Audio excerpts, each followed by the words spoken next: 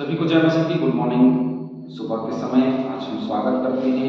बहुत जल्दी से हम अपने कोर्स को कंप्लीट करने वाले हैं। जैसे प्रेरितों का काम जो है कंप्लीट हो चुका है, ठीक वैसे ही हम इसको भी पूरा करने वाले हैं। बहुत जल्द ही ये सारी चीज़ें पूरी हो जाएंगी, तो वो चीज़ें भी हैं। चलिए आगे बढ़ते हैं। जैसे कि हम सब जानते हैं, लगातार हम उन्हीं चीज़ों को देख रहे हैं जो बनवाया जाना है। तो निवास स्थान में प्रयुक्त धातुओं का विवरण इस वक्त हम आज देखेंगे कि क्या क्या धातु लगाने के लिए कहा था परमेश्वर ने, और उन धातुओं को मूसा ने कैसे लगाया। एक बात है कि हमने उन धातुओं के विषय में पहले से ही चर्चाएं कर ली हैं और पहले से उन धातुओं के विषय में देख लिया है, तो हम वापस नहीं जाएंगे उसमें। क्लास में आगे बढ़ेंगे, बस आगे बढ़ेंगे, इसीलिए हम इसको ले रहे हैं। चैनल को लाइक करें, सब्सक्राइब करें, शेयर करें, ताकि बहुत ये लोगों तक ये क्लास पहुंच सके। एक बहुत अच्छी बात मैं आप लोगों को कहना चाहता हूँ, ये है कि अभी जैसे कि मैं बाइबल स्टडी करने आया हूँ, प्रकाशित वाक्य उत्पत्ति की किताब और रोमियो की किताब, बहुत अच्छी चीज़ें हैं। उसमें से भी कोई बातें हम जैसे कोर्स खत्म हो जाता है हमारा, वैसे ही हम आगे भी विषयों की चर्चा करेंगे। तो इसलिए भी, क्योंकि बहुत अच्छी अच्छी चीज़ें हैं और मसीही जीवन के लिए या एक सेवा के लिए, एक दास के लिए भी बहुत प्रमुख चीज़ें हैं, लेकिन विशेषकर कलीसिया के लिए बहुत महत्वपूर्ण बातें हैं जिसको हम देखेंगे। चलिए हम क्लास में बढ़ते हैं। साक्षी पत्र के निवास का सामान जो लेवियों के सेवा कार्य के लिए बनाया और जिसकी गिनती हारून याजक के पुत्र एतामेल के द्वारा मूसा के कहने से हुई थी, उसका विवरण यह है। पहले से इसकी गिनती कर दी गई थी। जिस जिस वस्तु के बनाने की आज्ञा यहोवा ने मूसा को दी थी, उसको यहूदा के गोत्र वाले बसलेल ने, जो हूर का पोता और हूरी का पुत्र था, बना दिया। हम बसलेल के विषय में पहले से ही जानते हैं। और उसके संतान के गोत्र वाले अहीसामाक का पुत्र ओहोलियाब, इसके विषय में भी हमने देखा था। ओहोलियाब था जो नक्काशी करने और काढ़ने वाला और नीले बैजनी लाल रंग के सूक्ष्म सनी के कपड़े में कढ़ाई करने वाला निपुण कारीगर था। तो इन दोनों के विषय में हम चर्चा कर रहे हैं। हमने इन दोनों के विषय में देखा है। निर्गमन 31 के 2 में आप इसको पा सकते हैं। निर्गमन 31 का 6 ये बसलेल और ओहोलियाब के विषय में आप देख सकते हैं। पहले से हमने इसकी चर्चाएं की हैं। पवित्र स्थान के सारे काम में जो भेंट का सोना लगा, वह पवित्र स्थान के सिकेल के हिसाब से 29 किकार और 730 सिकेल था। ये उस समय का मापदंड है और उस समय के मापदंड को हमने पढ़ा है कि कैसे नापा जाता था। हम वापस से नहीं आएंगे उस पर, लेकिन 30 सिकेल था। देखिए उस समय क्योंकि सोना जो है वो हर एक चीज़ों में लगाई जानी थी, तो उस सोने का नाप हमको यहाँ देखने को मिल रहा है 29 किकार और 730 सिकेल, है ना। तो ये चीजें हैं।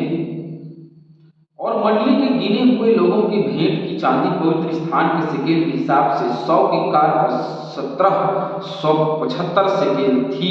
ये धातुओं का विवरण जो वहां लगा है ना, सोना चांदी और जो भी वहां लगा, उसका नाम हम यहाँ देख रहे हैं। और मैं सोचता हूँ कि प्रचार के लिए जो हमने पढ़ा था उसको आप देख सकते हैं, लेकिन प्रचार के हिसाब से भी हम जाएं तो सोने और चांदी का जो उस समय मूल्य था, समझ लीजिए वो काफ़ी ऊपर था। और आज भी हम देखते हैं कि इनकी मूल्य बहुत ज़्यादा है।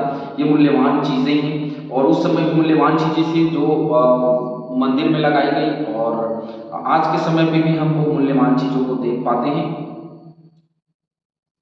जितने 20 वर्ष के और उससे अधिक आयु के गिने गए थे, वे 6,30,500 पुरुष थे। देखिए 20 वर्ष के और उससे अधिक आयु के लोग गिने गए थे। वो लोग कितने थे? 6,03,550 पुरुष थे। और एक एक जन की ओर से पवित्र स्थान के सिकेल के अनुसार आधा सिकेल, जो एक बेका होता है, मिला सभी से। और वह 100 किकार चांदी पवित्र स्थान और बीच वाले पर्दे दोनों की कुर्सियों के ढालने में लग गई। 100 किकार से 100 कुर्सियां बनी। एक एक कुर्सी एक एक किकार की बनी। एक एक किकार चांदी का नाप है, एक एक किकार चांदी से वो कुर्सियां बनाई गई। और 1775 सिकेल जो बच गए, उनके खंभों की कुंडियां बनाई गई और खंभों की चोटियां मढ़ी गई और उनकी छड़ें भी बनाई गई। तो इस प्रकार से हम उसके बनाए जाने को देख रहे हैं। और भेंट का पीतल 70 किकार और 2 1400 शेकेल था।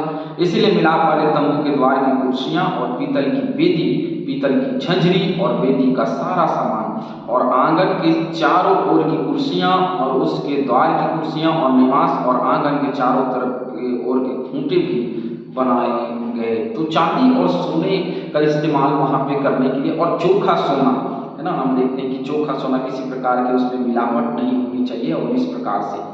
और जैसे जैसे हम निर्गमन की किताब में हम आगे बढ़े, शुरुआत में काफ़ी स्लो था, 20वें अध्याय में जैसे 10 आज्ञाएं थी तो उसको हमने देखा, और जैसे जैसे हम आगे बढ़ते गए वैसे वैसे हम लगातार इन चीज़ों को देखते गए और आगे बढ़ते चले गए और सारी चीज़ें होती चली गई।